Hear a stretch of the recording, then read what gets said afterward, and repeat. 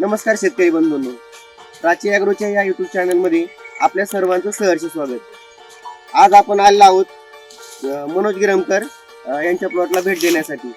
आपण जवळपास गेल्या 2 वर्षापासून ऊसामध्ये बऱ्यापैकी काम करतोय आणि त्याच्यामध्ये बऱ्याच शेतकऱ्यांची आशंका होती की आपण साहेब आम्ही तुमचं शेड्यूल वापरले किंवा आम्ही वापरतोय किंवा आम्हाला वापरायचंय, परंतु खरं त्याचे रिझल्ट एवढे भारी येतात का? तुम्ही जर सांगता की एकरी आम्ही 100 टन काढतो, मग खरंच हा ऊस 100 टन निघतोय का? तर आज आपण प्रत्यक्ष त्या प्लॉटवर आलेला आहे. पाठीमाग तुम्ही बघताय की मजुरांची तोडणी चालू आहेत आणि या प्लॉटचे जे मालक आहेत मनोज गिरमकर त्यांची आपण आज मुलाखत या निमित्ताने घेणार आहोत. तर सर आपलं नाव सांगा सुरुवातीला. नमस्कार, माझं नाव मनोज विश्वनाथ गिरमकर, कंपोस्ट आर्मी, तालुका श्रीगोंदा आणि जिल्हा अहमदनगर. सर आपण किती वर्षापासून शेती करता साधारणतः? मी साधारण 2003 सालापासून साधारण आज इतकीला 17 वर्ष झाली शेती करतो. आणि म्हणजे आपलं मेजर पिकं कोणती असतात आपल्याकडे? मेजर पीक आपली साधारण ऊस, कांदा आणि गहू. वर्ष आपण ऊसाचं किती क्षेत्र म्हणजे लागवडीखाली केलं होतं प्राची ॲग्रोचा तंत्रज्ञान वापरून? प्राची ॲग्रोच्या यावर्षी आपण म्हणजे जाणारा ऊस साधारण 18 एकर आहे. तर त्याच्यामध्ये 9 एकरला प्राची ॲग्रोचं शेड्यूल वापरलेलं. इथं आता आपण ज्या ठिकाणी प्लॉटमध्ये आहोत ते 7 एकर प्लॉट आणि आज मी त्या ठिकाणी 2 एकर त्या ठिकाणी आपण 9 एकराचं टोटल ऊसाला तंत्रज्ञान आपलं घेतलं आणि कांद्याला 2 एकर 4 एकर कांदा होता, 2 एकराला प्राचीचं तंत्रज्ञान घेतलं. आपण याच्यामध्ये तुम्ही कोणते प्रोडक्ट वापरले काय म्हणजे आपल्या प्राचीचे? हो, आता आपल्या प्राचीचे तुमच्या शेड्यूलनुसार तुमच्या काही 4 आळवणे आहेत, 3 भेसळ डोस आहेत, त्याच्यामध्ये 4 फवारणे आहेत, 4 ते 5 फवारणे. 5 आहेत आमच्याकडून 4च झाल्या. त्या 3ही गोष्टी मी फॉलो रिझल्ट आहे ओके. तुमचे सिलिकॉन SRP ते जे काय ते सगळे म्हणजे आम्ही त्यावरती नियोजनबद्ध केलं आणि त्याला जे मला तसं माझ्या भावाने आम्ही दोघं भाऊ, मी मोठे शेती पाळतो सारखं बाहेर असतो. तर साहेबांचे आणि त्यांचे एक मैत्रिणीचे जिव्हाळ्याचे संबंध आहे. 4 वर्ष झाले मला म्हणतो की आपण प्राचीचे प्रोडक्ट वापरूया. पण ऍक्च्युली मुद्दा असा आहे सर की मार्केटला खूप कंपनी आल्या. बरोबर, विश्वास शेतकऱ्यांनी कुठं ठेवायचा तुम्ही म्हणजे जम्पलिंग झालेले. पण त्याच्यामुळं आम्ही काय केलं, भावाचं म्हणणं म्हणजे चला ठीक आहे तुम्ही म्हणताय तर प्राचीचे प्रोडक्ट भावाच्या म्हणण्यानुसार मी ह्या वर्षी 9 एकराला फॉलोअप केलं.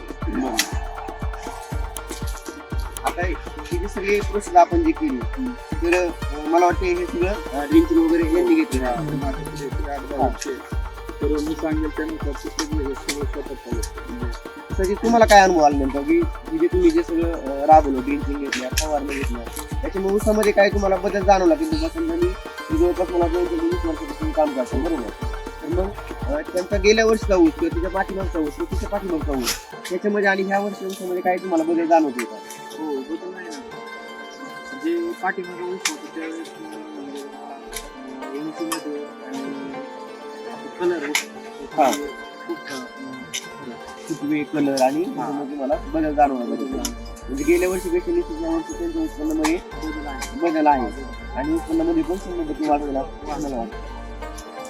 तर आता आपल्यासोबत जे ऊस तोडतायत ते जे मॅनेजर आपल्यासोबत आहेत, तर आपण त्यांच्याशी जाणून घेऊया की त्यांना या प्लॉटविषयी काय वाटते ते. सर नमस्ते, आपण कुठून आलात मग?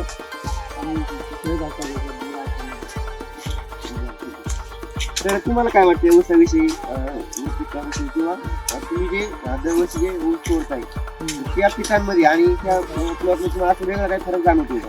भरपूर फरक आहे. कारण आम्ही 17-18 वर्षापूर्वीपासून ऊस करताय. तर असं प्लॉट आम्ही अजून बघितला नाही. पहिल्यांदा हे असा ऊस तोडलाय आम्ही. 52 किलो होतो, 50 राहिलो. रिचार्ज महिना रिचार्ज होतो, पण ह्या शेतातून आम्ही अजून निघालो नाही. जवळपास 1 महिन्यापासून तुम्ही 8 दिवस झाले तोडणी करता. हो.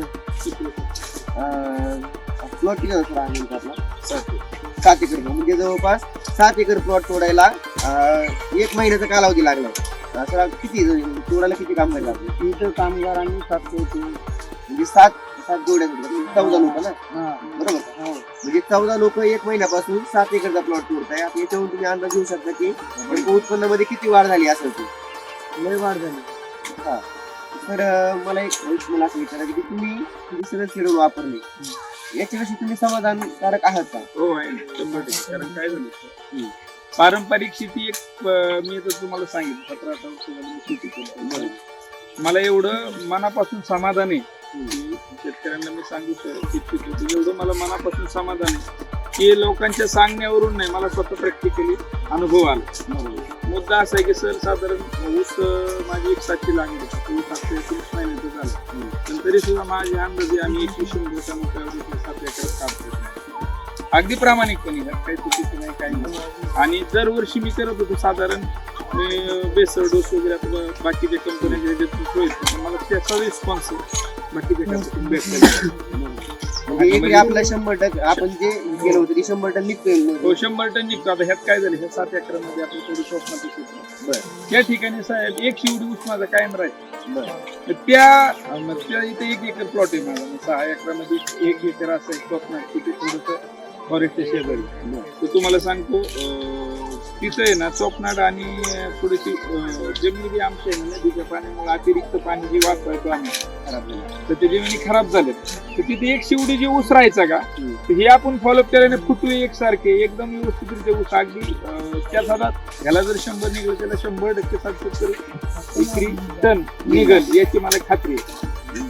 आणि हे नियोजन करत असताना आता तुम्ही माझ्याबरोबर होते, तुम्ही सर होते, याच्यामध्ये मी माझा बदल तर फॉलोअप तुमच्या शेड्यूलचा केला. पण त्याच्याबरोबर साहेबांनी तुम्ही मला सांगितलं की बाबा तुम्ही पाण्याचा अतिरिक्त वापर टाळा.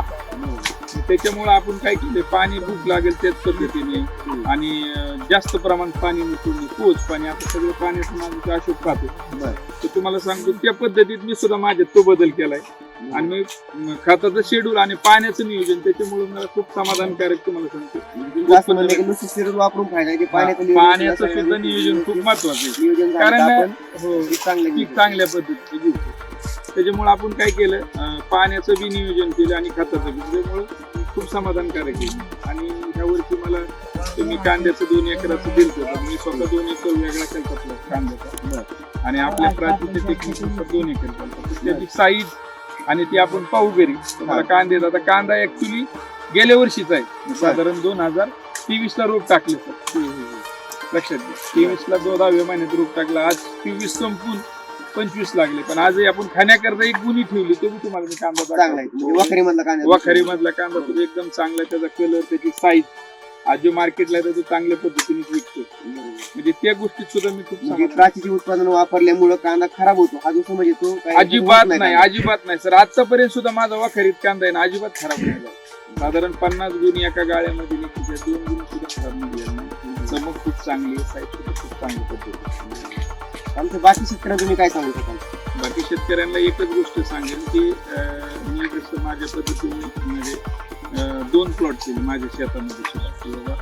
एक माझ्या नॉलेजने प्राचीचे शेड्यूल, तसं तुम्ही सुद्धा समजा 4 एकर असेल तर 1 एकरच्या महिना तुम्हाला करायला काय हरकत नाही.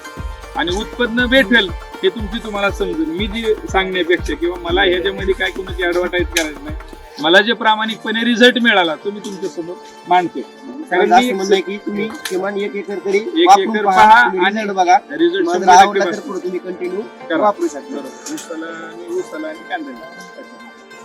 धन्यवाद. Okay, thank you.